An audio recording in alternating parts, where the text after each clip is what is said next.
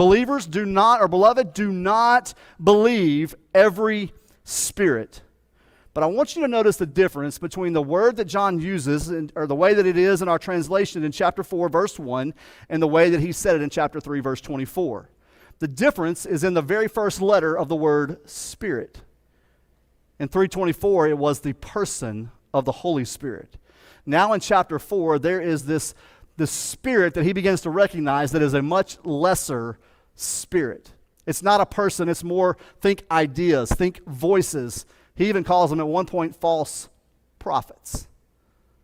So John says, look, don't believe everything that sounds good. Now, I think if John were to show up, if he could show up today and we're walking the doors, here's what he would say. Everything that sounds spiritual is not spiritual.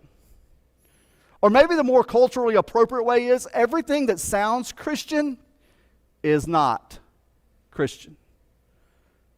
Like there are things in our world that sound good, spiritual truths. It's like, hey, that might be true.